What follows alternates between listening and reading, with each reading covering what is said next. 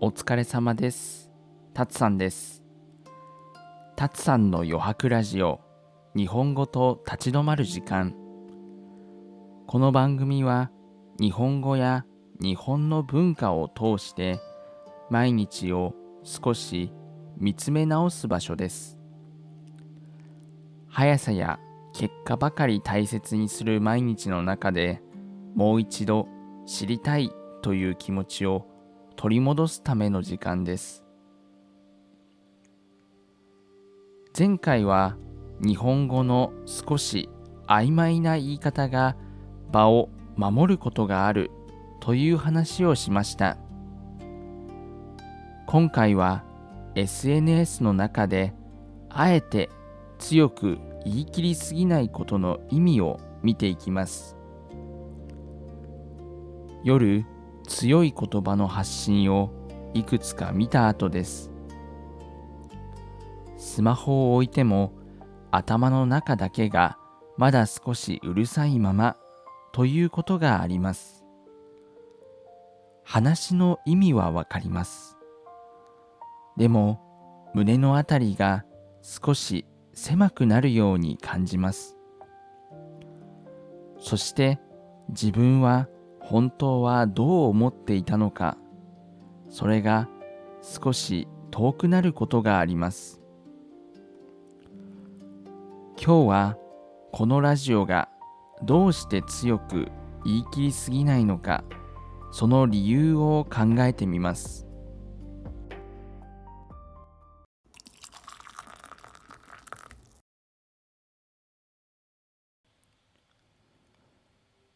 日本語には全部を言い切らない話し方があります。少し残しておく話し方です。それは相手に丸く投げるためではありません。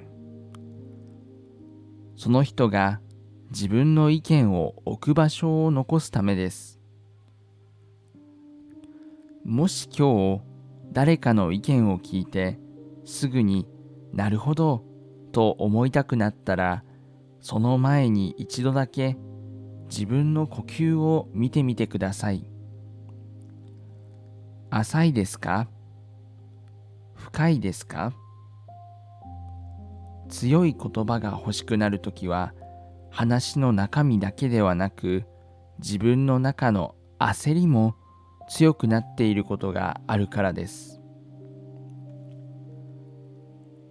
私もずっとこういう話し方ができたわけではありません。前は、これが正しいです。こうした方がいいです。と言い切る方が親切だと思っていました。その方がわかりやすいです。相手も迷わないと思っていました。でも自分が受験でうまくいかなかった時や、その後予定をたくさん入れていた時を思い出すと、一番必要だったのは強い答えではありませんでした。少し止まって自分で確かめる時間でした。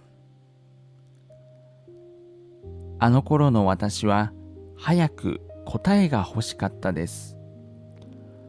この大学に入れなかった自分をどう考えたらいいのか、次に何を頑張ればいいのか、何を選べば間違いではないのか、そういうことをすぐにまとめたかったです。だから予定を入れました。移動の時間も長くしました。毎日を外からいっぱいにしていました。でも、外側をいっぱいにしても、心の中の分かったはあまり進みませんでした。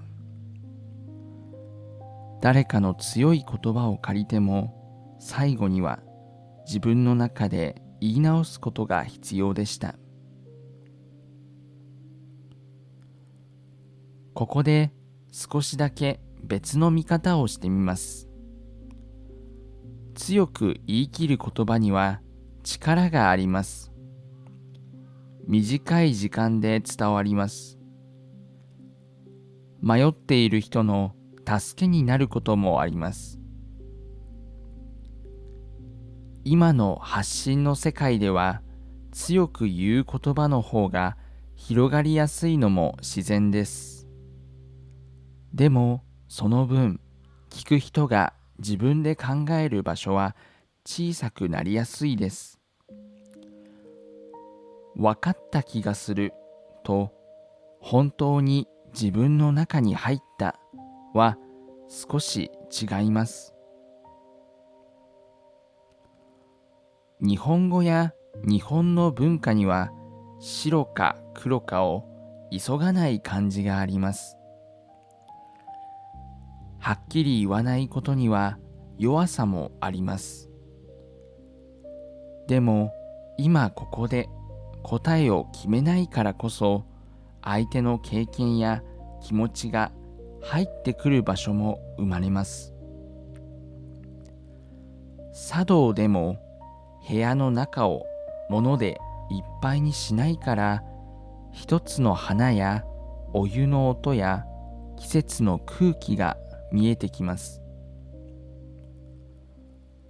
言葉も少し似ています。全部を言い過ぎないから、その人の感じが見えてくることがあります。このラジオでやりたいこともそれに近いです。私は答えを配りたいわけではありません。一つの見方を静かに置きたいのです。日本語の言葉や日本の暮らしの中にある感じ方を使って自分の毎日を少し見てみる。その時に大切なのは、私の答えにそのまま従うことではありません。聞いた後であなたの中に何が残ったかです。だからお便りも大切です。正解を発表する場所にしたいわけではありません。同じ話を聞いても受け取り方は人によって違います。そこを大事にしたいです。学ぶことを正しい答えを探すことより、見て気づいて選ぶことに近づけたいと思っています。自分は今どこで迷うのか、何に安心して何が苦しいのか、それが見えてくると、他の人の言葉に流されるだけではなく、自分の形が少しずつ戻ってきます。今日の問いです。今日の話の中でそのまま受け取るのではなく、自分の言葉で言い直してみたい文はありましたか？その文をもう少し柔らかく言うなら、どんな言葉になりますか？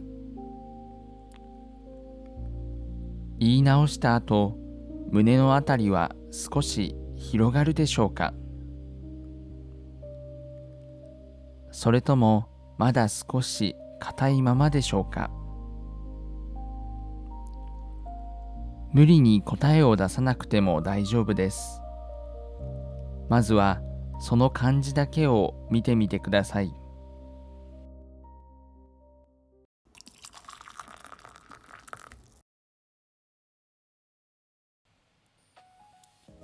最後にお知らせです。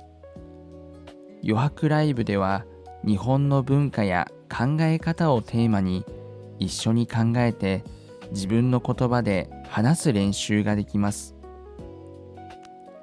日本語を使いながら表現や文法のヒントも受け取ることができます。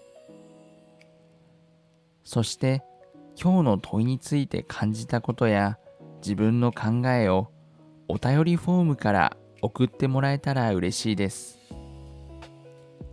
いただいた声はこの番組やライブの中で紹介することがあります。